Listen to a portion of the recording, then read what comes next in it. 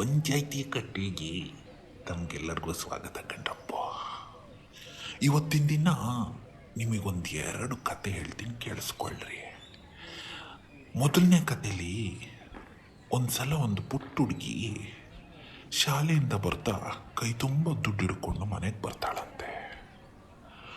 ಅವರಮ್ಮ ಆಶ್ಚರ್ಯದಿಂದ, ಏನಮ್ಮ ಇಷ್ಟೊಂದು ದುಡ್ಡು ಎಲ್ಲಿಂದ ಬಂತು ಅಂತ ಕೇಳಿದ್ಲಂತೆ.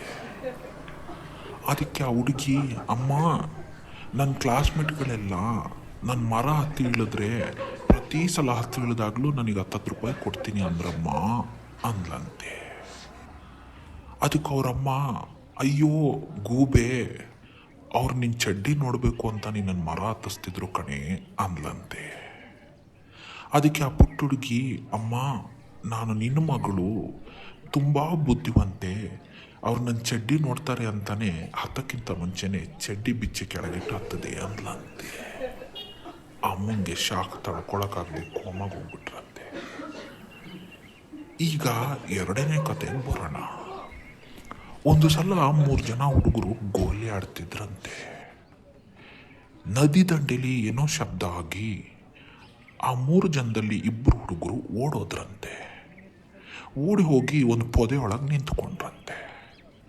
ಈ ಹುಡುಗ ಕಾದ ಕಾದ ಕಾದ, ಎಷ್ಟು ಹೊತ್ತು ಕಾದರೂ ಹೋದವರು ಬರಲೇ ಇಲ್ವಂತೆ. ಅಯ್ಯೋ ಬೋಳಿ ಮಕ್ಕಳ, ಇಲ್ಲಿ ಆಟ ಆಡೋಕ್ಕೆ ನಾನು ಗೋಲಿಗಳು ಹಿಡ್ಕೊಂಡು ಕಾಯ್ತಾ ಇದ್ದೀನಿ, ನೀವು ಪೊದೆ ಸಂದಿಲಿ ಏನು ಮಾಡ್ತಾ ಇದ್ದೀರಾ ಅಂತ ಇವನು ಬಂದು ನೋಡಿದ್ರೆ ಅಲ್ಲಿ ಒಂದು ಹುಡುಗಿ ಬೆತ್ತಲಾಗಿ ಸ್ನಾನ ಮಾಡ್ತಿದ್ಲಂತೆ. ಹುಡುಗರು ಅದನ್ನು ಕಣ್ಣು ಬಿಟ್ಕೊಂಡು ನೋಡ್ತಾ ಇದ್ರಂತೆ. ಸಡನ್ನಾಗಿ ಅದರಲ್ಲಿ ಒಬ್ಬ ಜೋರಾಗಿ ಓಡಕ್ಕೆ ಶುರು ಮಾಡಿದ್ನಂತೆ.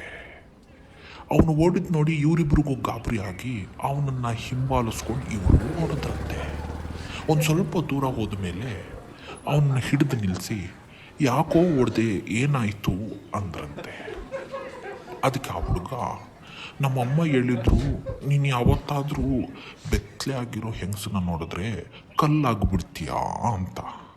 ಅದಕ್ಕೆ ನಾನು ನೋಡ್ತಾ ಇರ್ಬೇಕಾದ್ರೆ ಕೆಳಗಿಂದ ಏನೋ ಗಟ್ಟಿಯಾದಂಥ ಅನುಭವ ಆಯಿತು, ಎಲ್ಲಿ ಕಲ್ಲಾಗ್ಬಿಡ್ತೀನೋ ಅಂತ ಹೆದರ್ಕೊಂಡು ಓಡಿ ಬಂದೆ ಅಂತ.